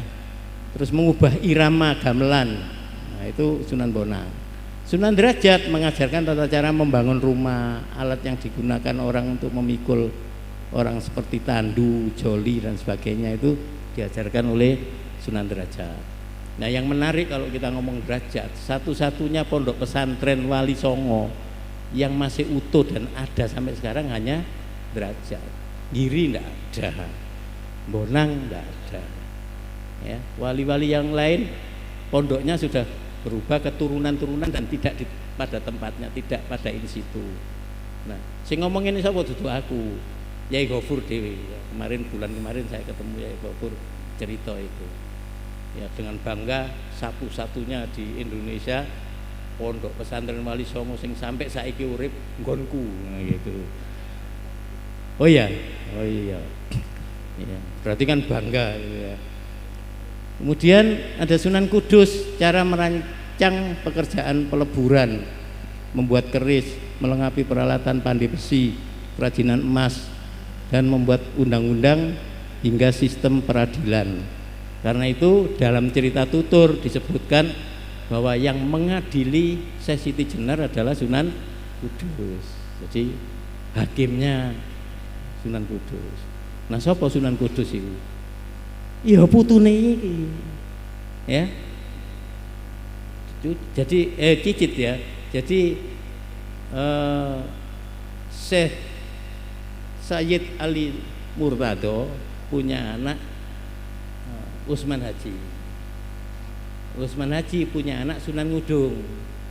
Sunan Ngudung punya anak Sunan Kudus. Lu balik maneh asal usulnya teko Gresik kabeh. Oh. Jadi harus lebih bangga daripada Yai Ghafur, Dir. Next. Nah, jadi singkat, saya ingin nanti mungkin ada tanya jawab, monggo. Selanjutnya saya kembalikan ke moderator.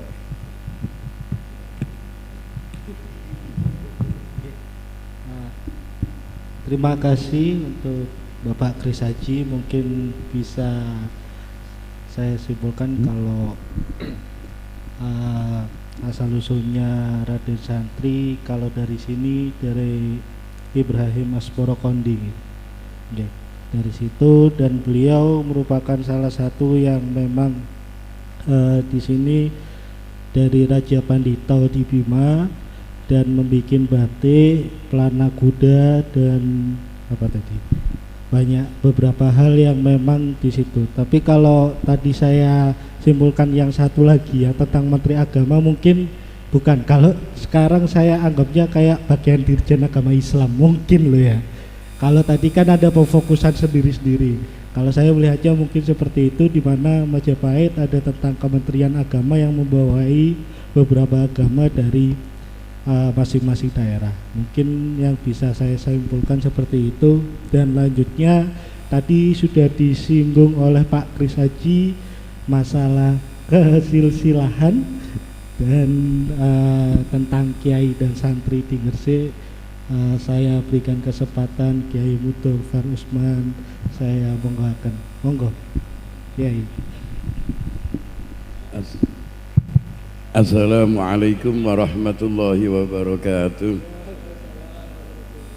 Bismillah, alhamdulillah, wassalatu wassalamu ala rasulillah wa ala alihi wa sahbihi mawala, amma ba'd. Yang saya hormati semuanya para hadirin dan hadirat. Boleh kayak saya nyebut kabeh. Tadi kita sudah menyimak begitu banyak apa yang disampaikan oleh Pak Kris, sampai saya ini ngeluh. Karena istilah-istilah yang dipakai itu agak asing bagi kita kalangan santri Gresik barangkali. Tadi apapun yang telah disampaikan oleh Pak Kris adalah sebuah kesimpulan yang sangat luar biasa, karena beliau sudah menelurkan sebuah buku. Sementara saya tidak punya apa-apa gitu. Sehingga saya itu di sini posisinya sebagai oleh Bapak Ketua MBC dijadikan pelengkap penderita. Dikongkon melengkapi tapi dikei sing kairi. Bapak Ibu yang saya hormati, berbicara tentang Raden Santri Gresik, yang pertama yang perlu dibicarakan itu bagi saya nih kata Gresiknya dulu. Terus terang saya harus berbangga menjadi putra Gresik. Karena dari Gresik, kebetulan saya kemarin ketemu dengan para peneliti sejarah dari Patani, Thailand. Kebetulan di sana ada Masjid Kresik. Jadi di Patani, Thailand, di Patani Patani, Thailand. Dan ada ulama besar yang lahir dari Patani itu. Kalau tidak salah yang mensarahi kitab Awamil Jurjani itu Syekh kalau menulis itu Fatoni gitu. Nah, kalau di kitab itu. Di orang aslinya biasanya menyebut Patani. Dan dulu bagian dari Al-Jawi. Jadi termasuk di Patani itu orang-orang disebut dengan Al-Jawi. Karena nama Gresik masih begitu sampai kata Gresik itu sudah ada di Patani, Thailand. Lingkungan Masjid Gresik tadi itu ada kampung Jawa. Nah, artinya kan pengaruh Gresik sampai nama diabadikan menjadi nama masjid itu adalah sesuatu banget kan. Apalagi kita tahu perkembangan zaman Sunan Giri sampai ke daerah Haiti di Indonesia bagian timur kan. Kemudian dilanjutkan dengan cucunya yaitu Sunan Prapen, katakanlah sampai beliau wilayah kekuasaannya tapi bukan wilayah teritorial ya, wilayah kekuasaannya sampai juga ke Indonesia bagian timur. Nah, kenapa Gresik begitu bisa hebat? Kita bisa ditarik mundur. Kalau misalnya yang pertama di Gresik itu Maulana Malik Ibrahim tahun 1419 ya, wafat 1419. Jauh sebelum itu ada Leran yang tahun wafatnya 1082. Jadi abad 11 Leran sudah ada dan menjadi perkampungan muslim. Menjadi perkampungan muslim. Ini nanti bisa kita tarik gitu. Jadi sampai apa muncul istilah yang dipakai di sini ada nanti Raden Santri. Mungkin nanti kita bisa perdebatkan santri itu diambil dari kata apa. Santri itu bukan pelajar ya. Jadi sebetulnya santri itu dari sastri yaitu orang yang ahli ilmu, ahli baca kitab suci. Kemudian kata ini bergeser menjadi orang yang berusaha memahami kitab suci itu. Sama dengan mungkin tilmid itu, murid itu dari Talmud, yaitu nama lain dari Taurat.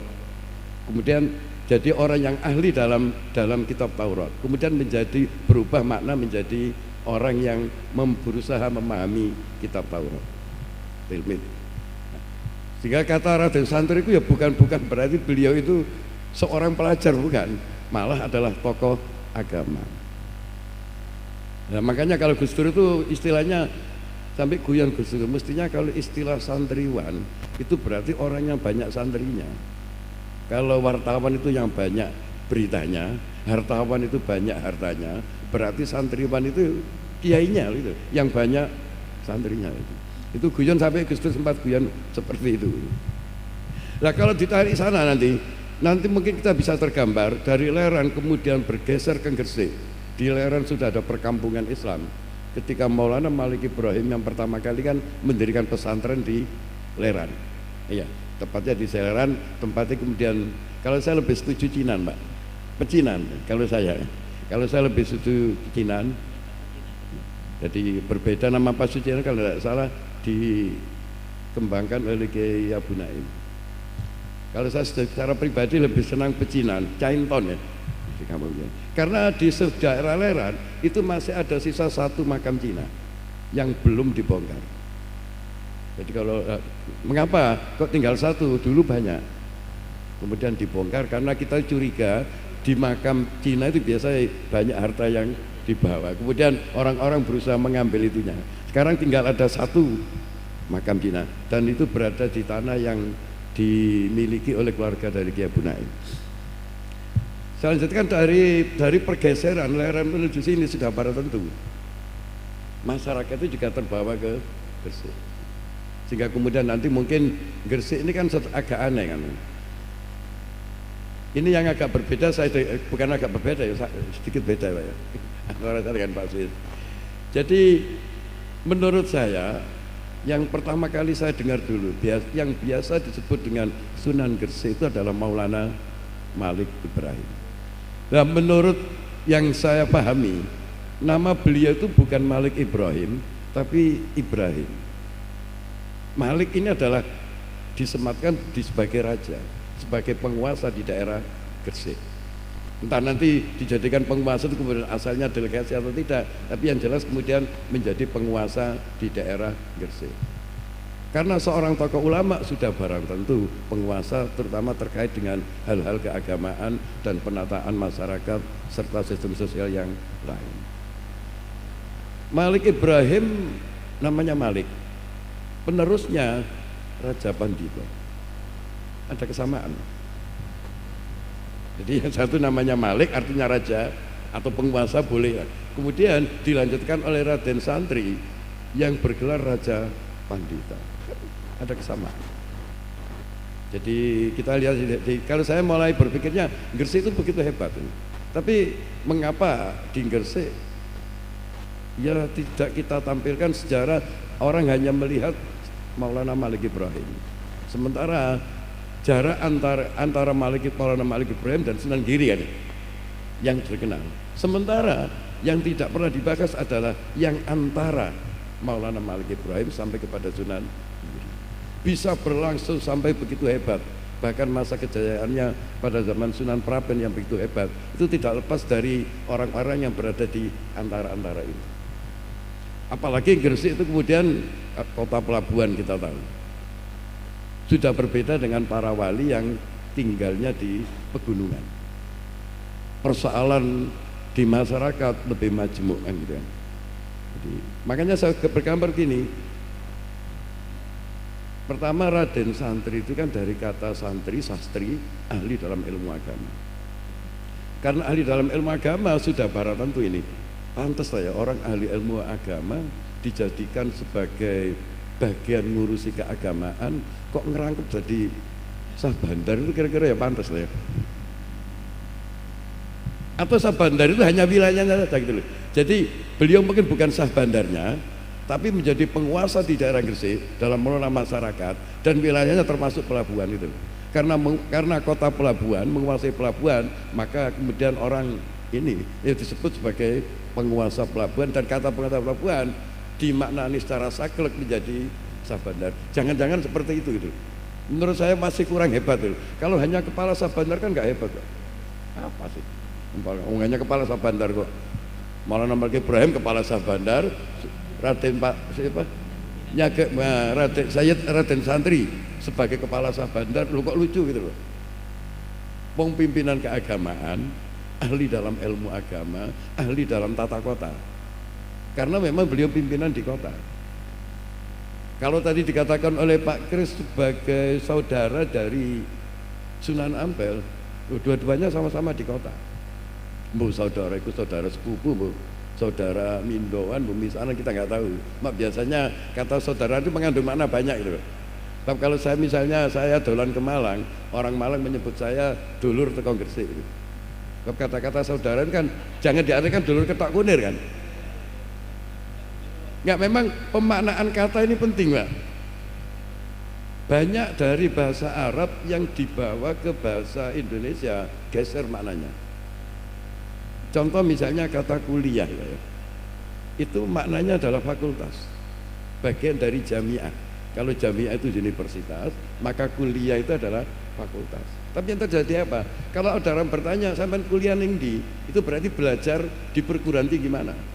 Jadi maknanya bergeser dari sebuah bagian dari universitas, tapi mengandung makna kata kerja yang berarti belajar. Ini pergeseran. Yang paling aneh, kata jamak menjadi mufrad, malaikat. Malaikat itu jamak, kalau mufrad malakun. Lan Indonesia itu tahu apa akeh sing apal ngono. Ono indua ila malakun karim, biasa dienggo mahabbah mbek bapak-bapak. Jadi malakun itu kan satu. Biasanya disebut seorang malaikat. Ini mana nih besar gitu, malakun suwijine malaikat. Sementara kata malak itu jamaknya adalah malaikah. Repot itu. Nah, karena itu pemakaian kata ini mungkin juga beda gitu tafsirnya. Mungkin ada pergeseran makna. Sehingga mungkin ini bagi saya ini, walaupun Mas Kris ini sudah memberikan jasa besar, memelopori penulisan sejarah tentang Raden Santri, tapi memang perlu dibedah agar lebih lengkap lagi. Jadi kalau saya ini bagi saya Sunan Gresik itu adalah Maulana Malik Ibrahim. Nah, mengapa saya katakan namanya Ibrahim? Sampai terus terang di YouTube mungkin ada ya, Habib Rizik pernah salah mengatakan bahwa Sunan Ampel anaknya Malik Ibrahim. Itu karena dia tidak tahu kalau nama asalnya adalah Ibrahim, dan sama dengan Ibrahim As-Samarqandi. Ini dari kata ya, sehingga memang perlu banyak dikaji. Dari segi alur cerita, kalau saya membandingkan apa yang disampaikan oleh Mas Kris dengan yang ditulis oleh Kiai Bisri Mustafa dalam buku Tarikhul Aulia, ini beda. Bahwa yang mengislamkan Raja Campa itu adalah Ibrahim Asmoro atau Ibrahim As-Samarqandi, catatan dari Kiai Bisri Mustafa. Cuman sampai nggak usah takut-takut, Kiai manusia bisa salah. Ini jadi ini sekedaran orang khawatir, wah ini gak wani boleh Kiai. Enggak, kalau Kiai gak mungkin berbohong gitu loh. Tapi salah sebagai manusia bisa kan, salah kutip atau apa gitu.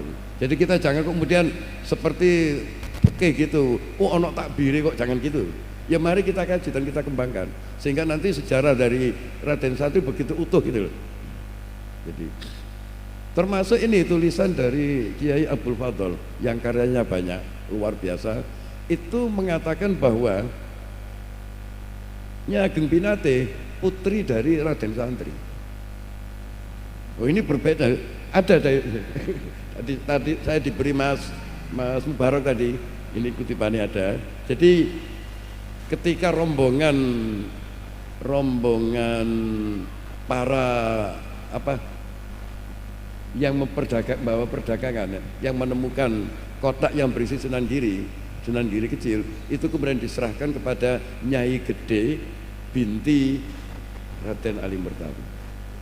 Itu ada, dan itu tulisannya berbahasa Arab, ditulis oleh Kiai Haji Abdul Fadl Senori.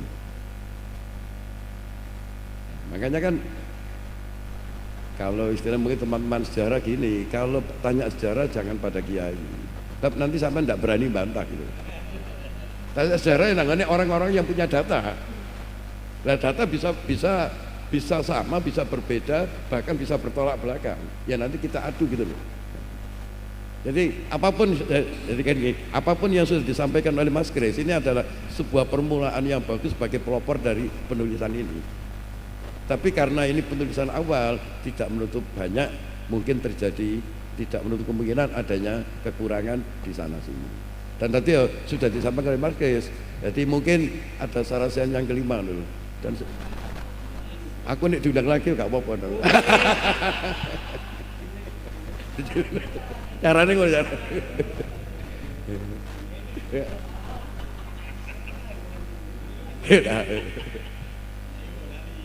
Ya nah, tadi terutama tentang silsilah yang sekarang ramai itu kan. Saya mulai belajar sejarah, kemudian sampai kepada Wali Songo, sampai kepada keturunannya pada kiai-kiai, termasuk kiai yang ada di daerah Gresik. Itu manuskrip yang ada di daerah Gresik, misalnya di Bunga, ketika di-cross dengan di daerah Padangan, Jonegoro, di-cross dengan di daerah Nganjuk, itu seringkali beda. Bahkan yang paling menarik lagi di buku Tarikhul Aulia karya Kiai Bisri Mustafa, pertama menjelaskan bahwa Maulana Ishaq itu adik dari Ibrahim Asmoro. Tapi di belakang beliau menjelaskan Wakila putra dari Ibrahim Asmoro.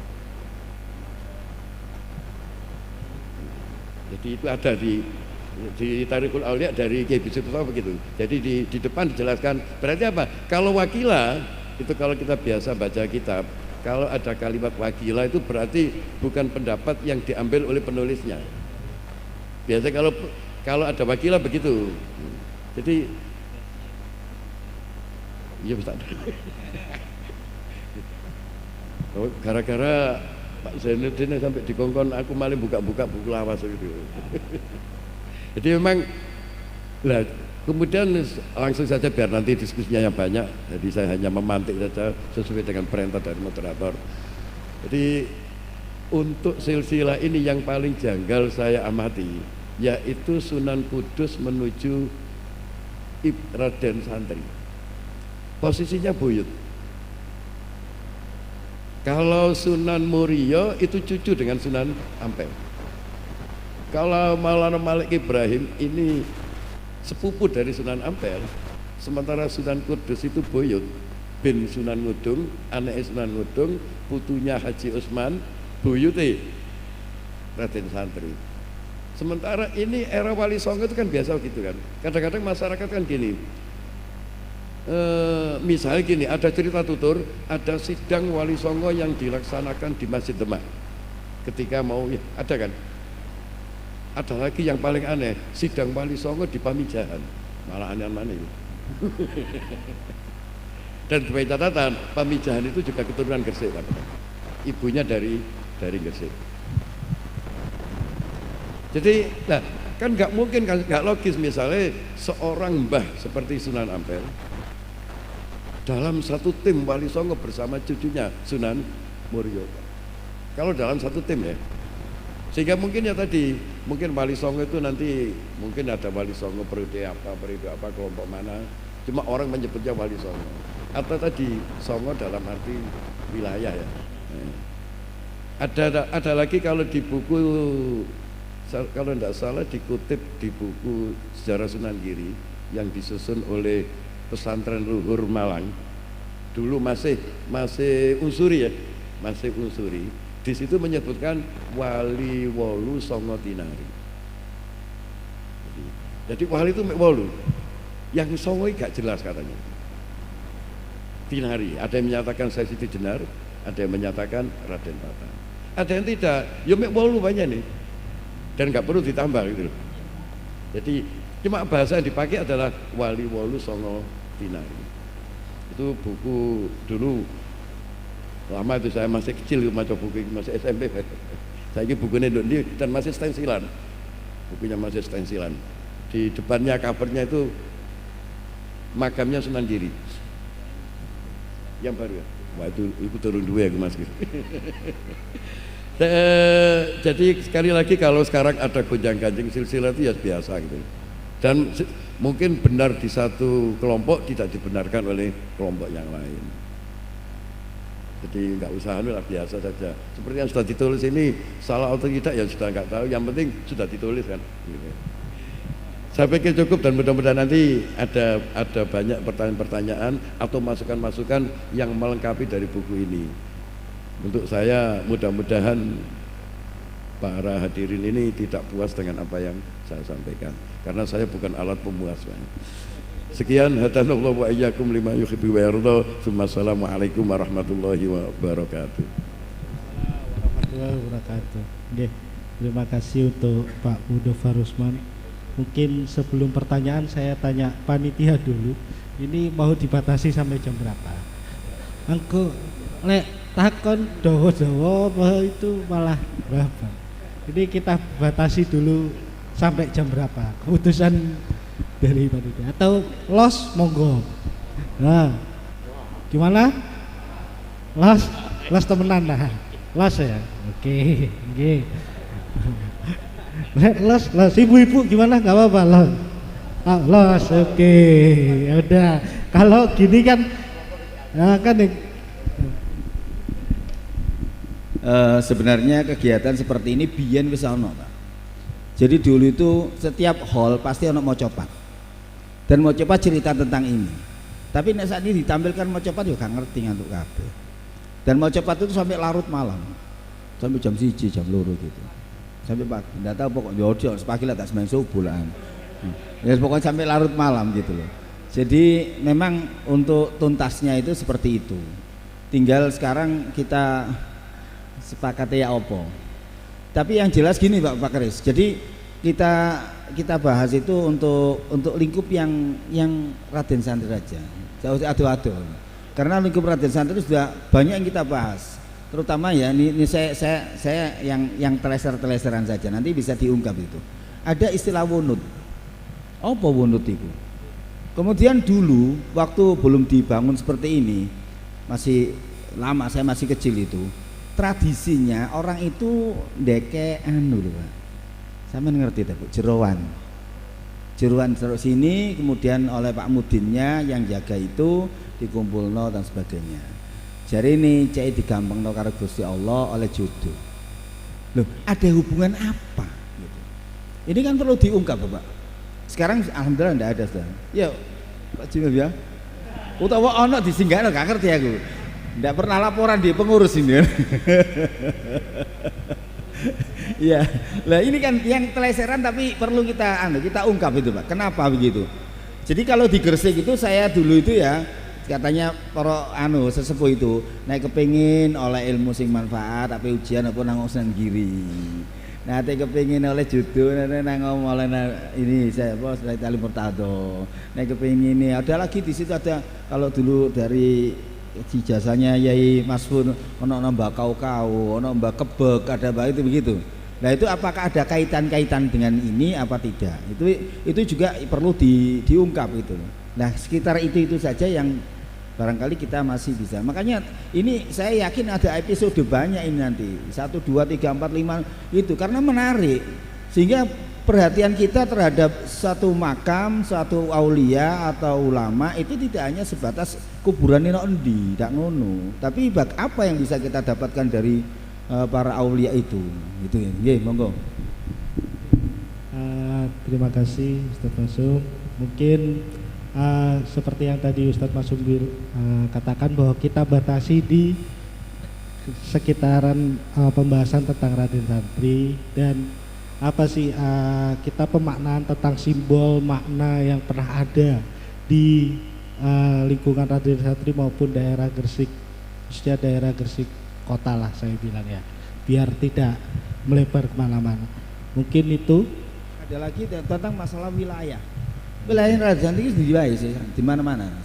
Jadi makanya ada penemuan, ya bukan penemuan, memang sudah dulu ada di rumahnya Wakil Bupati itu kan ada satu kuburan.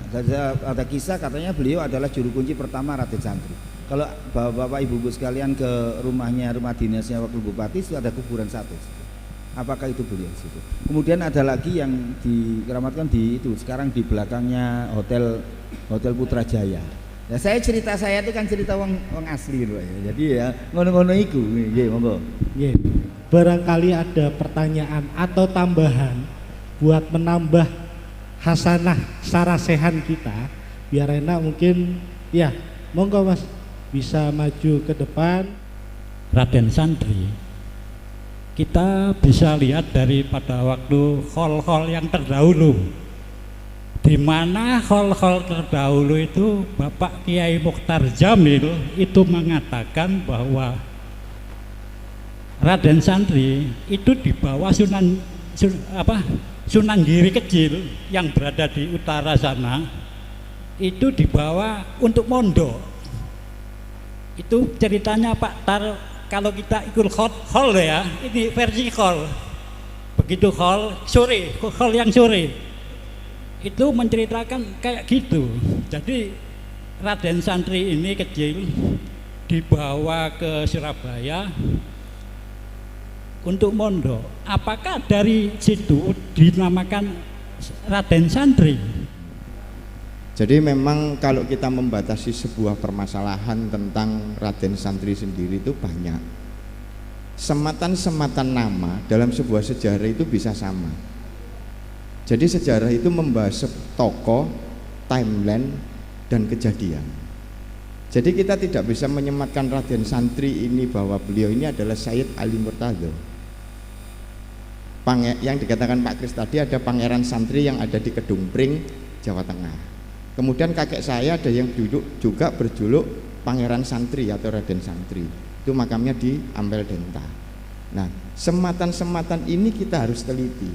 Sama dengan ketika Pak Kris Hajiwadi berbicara tentang naskah ada di Bima, kita cocokkan. Apakah timelinenya itu sama dengan seorang tokoh yang bernama Sayyid Ali Murtado bin Ibrahim Zainuddin Al-Ghazi As-Samarkand. Nah, ini harus teliti kita. Tentang nama, ada yang mengatakan, ada yang berpendapat tadi itu Raden Santri itu juga disebut dengan istilah Sunan Gresik. Padahal di tempat yang lain itu lebih dikenal Sunan Gresik itu Maulana Malik Ibrahim juga. Nah, sekarang yang jadi masalah, istilah itu baik untuk Raden Santri maupun dari Maulana Malik Ibrahim dinamakan Sunan Gresik itu diambil dari apa? Apa ada manuskripnya? Apakah ada keterangan prasastinya? Atau apa? Atau hanya mungkin saya tak buat sejarah tapi saya beri nama sendiri, ini Sunan A, ini Sunan B, apakah begitu? Saya pikir buku ini menarik karena Pak Kris itu nggak mau bikin sejarah dengan data heuristik itu 1900 nandukur, dia juga pakai 1900 nanisor. Cuma permasalahannya Pak Kris tidak masukkan ke daftar pustaka. Ini saya sejarawan tapi bagian noto buku, karena ada ketika dengan Pak Kris saya cuma noto buku, sehingga ada ini saya lihat 16 daftar pustaka yang tidak dimasukkan. Oke. Terima kasih atas masukan, saran apa yang supaya buku ini menjadi lebih baik, dan ada beberapa yang tadi saya sampaikan itu adalah upaya seperti yang saya tulis dan di PPT itu upaya untuk perbaikan buku ini, karena buku ini kan baru ditulis sudah ditulis tahun 2020, sudah 5 tahun yang lalu, dan ini saya perlu merevisi ulang sehingga masukan-masukan ini akan sangat berarti gitu ya. Ada beberapa yang disampaikan Mas Hendrik, Mas Asrul dan Pak Yatim ya. Jadi perlu diketahui saya bukan sejarawan Pak ya, karena saya menunggu sejarawan menulis kok gak nulis-nulis, sehingga saya terpaksa menulis gitu. Oleh karena itu saya berharap nanti yang para sejarawan ini punya hati yang nelongso melihat kebesaran Gresik ini kok tidak pernah ditulis. Oleh karena itu saya tulis. Apa yang disampaikan yang saya ingat tadi, Pak siapa itu? Pak Maksun tanya wunut. Kalau wunut itu saya baca wunut itu nama pohon Ficus subcordata ya, bahasa latinnya Ficus subcordata. Kemudian di beberapa desa itu masih tersimpan atau ada pohon-pohon yang masih hidup yang namanya pohon wunut. Misalnya di Sidoarjo, saya lupa itu Gedangan atau Sepanjang sekitar situ. Kemudian di Jawa Tengah ada juga wunut, bunut ya, dan beberapa istilah lain sesuai daerahnya masing-masing. Tapi pada intinya saya meyakini bahwa wunut itu berasal dari nama pohon. Berdasarkan toponimi nama-nama desa, hampir semua desa itu diberi nama berasal dari nama pohon. Nama pohon. Ya, kalau di sini banyak tuh ada karang turi, karang po, karang bolet, pohon semua. Ya. Nah, di tempat-tempat yang lain masih banyak kita temukan nama-nama pohon itu. Nah, sementara kalau legenda-legenda ya nanti sudah ada tempatnya. Saya punya buku kisah-kisah kearifan lokal, namanya Sang Gresik Bercerita, Sang Gresik Bercerita Lagi, dan yang terakhir kemarin biaya kementerian itu lagi-lagi Sang Gresik Bercerita. Kenapa judulnya kok rodok ngono ya, supaya diwoco arek nom-nom. Nek tak kei judul sing rodok kereng, gak ono sing gelem maca arek nom-nom. Dan alhamdulillah kemarin Leiden University Library itu menggunakannya menjadi salah satu, diminta untuk dijadikan salah satu referensi di perpustakaan Leiden yang buku yang ketiga itu. Jadi saya juga tidak menulis sendirian, ditulis banyak teman, dan kebetulan yang tukang noto buku itu mau Mardi Luhung. Terima kasih. Bisa tiba Leiden, totoan buku sampean tiba Leiden. Nah, Pak Hendrik yang soal sing sampai no itu tadi itu upaya nanti periode kedua Pak. Jadi di buku di lembar ini tadi termasuk yang tidak ada tadi soal asal usul Ali Murtado, Sayyid Ali Murtado berasal dari keturunan Singosari, itu tidak ada di buku. Cuma di buku tulis turunan Ratu Tapasi, tapi siapa itu belum ketemu. Nah ini sudah ketemu 5 tahun kemudian, ini nanti akan kita benahin. Jadi apa yang menjadi masukan-masukan ini menjadi sangat penting untuk penyempurnaan. Jari ini Kiai Mudofar mau masuk kiai gak mesti bener. Nah, karena itu kiai dilokno ngono, pemane gak kiai gitu ya. Jadi saya tidak merasa ini, tapi merasa bangga ketika ada masukan-masukan. Syukur-syukur nanti masukan-masukan ini teman-teman bisa bantu. Aku duwe ngene lho, iki lho. Ya, jadi tidak hanya mengkritisi tapi memberi masukan, itu sangat penting. Cuman saya sampai sekarang masih meyakini berdasarkan geografis dan apa yang tertulis yang sudah saya kutip, misalnya dijelaskan, misalnya Syekh Maulana Malik Ibrahim diberi tanah perdikan di wilayah Gapuro Sukolilo, ya. Wilayah Gresik dari dulu ya ini sekitar alun-alun sampai ke arah sekarang disebut Medilan ini, ya. Sekarang disebut Medilan ini. Sementara sisi yang dulu namanya Desa Sabrang, ya, ketika saya tanyakan Sabrang itu apa? Sabrang itu Njaba Kota, artinya dari Sabrang sampai ke sana itu wilayah Giri, ya, bisa diprediksi wilayah Giri. Sementara dari Sabrang ke sini itu wilayah Gresik. Nah, dari situlah saya bisa menyatakan bahwa Sunan Gresik itu Sayyid Ali Murtado, anaknya Sunan Gisik. Jadi Syekh Ibrahim Asmorokondi di sana disebut Sunan Gisik atau Sunan Gegisik. Sebenarnya di sini Sunan Gresik. Perkara nama Gresik kita menemukan di prasasti Karangbogem. Karangbogem kalau menurut sejarah ditemukan di sekitar wilayah Bunga. Tetapi kemarin Brin baru 2 tahun yang lalu itu ketika ekskavasi di wilayah Leran, dia menyebut di sekitar wilayah Betoyo itu ada tempat yang namanya Bogeman, ya. Jadi barangkali di situ. Tetapi yang namanya prasasti Karangbogem itu ada lempengan tembaga yang bisa pindah kemana-mana, gitu loh. Kecuali itu batu yang menancap atau ditemukan di tambak atau di mana.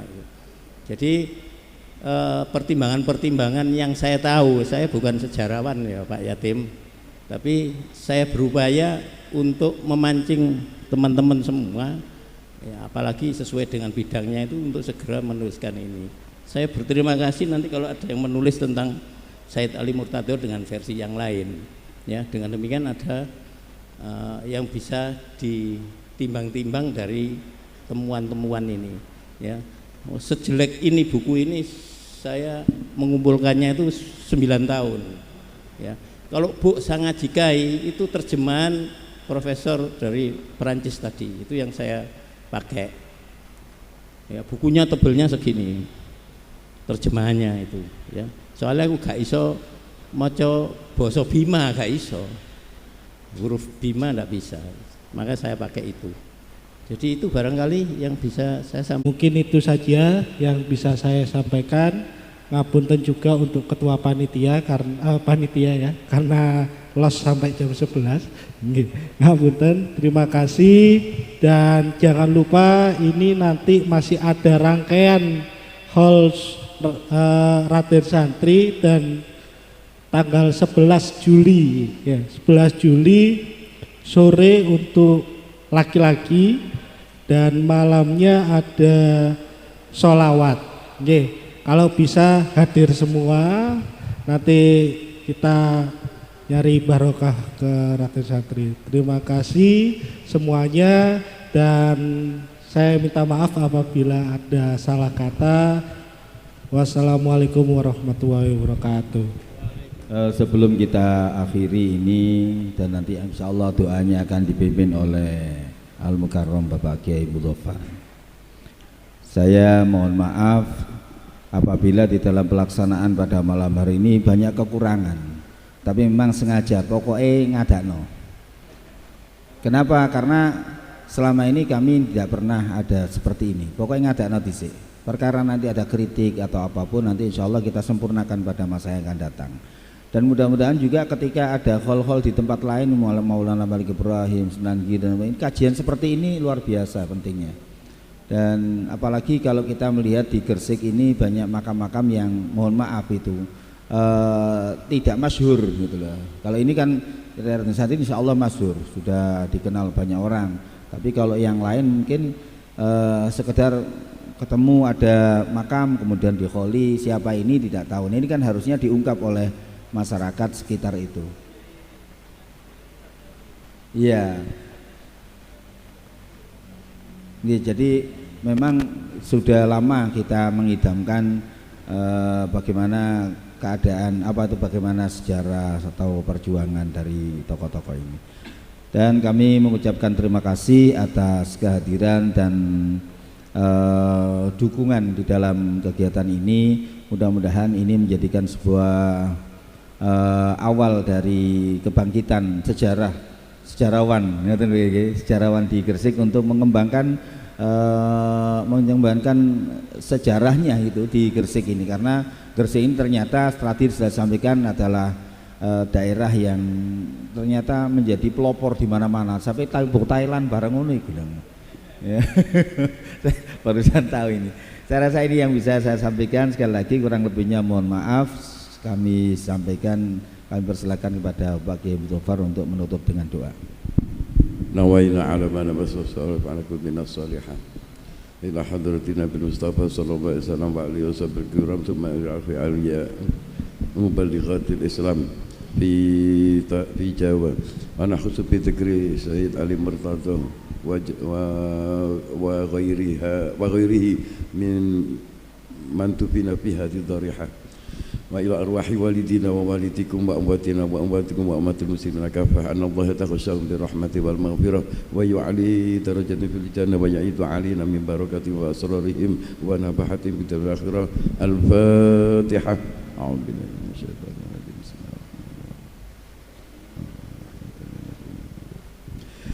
Bismillahirrahmanirrahim. Alhamdulillahirabbil alamin. Allahumma salli ala Muhammad wa ala ajma'in. Allahumma ma 'amilna fi hadhihi al-makan hadiyatan min al-wasal wa rahmatan minka nazila nuqaddimu ila hadratina Muhammadin sallallahu alaihi wasallam thumma ila wahyi jamil awliya wal ulama khususan sahabat al-jain wa awli tis'ah wa nakhusu bi Sayyid Ali Murtada.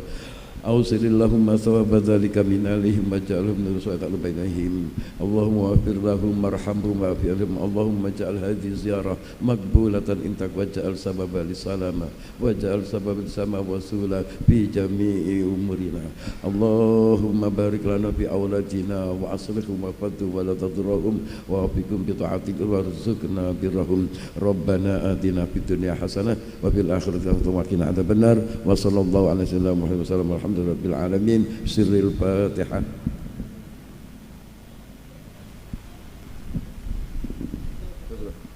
Subhanakallahumma wa bihamdika astaghfiruka wa atubu ilaik. Allahumma shalli ala Muhammad.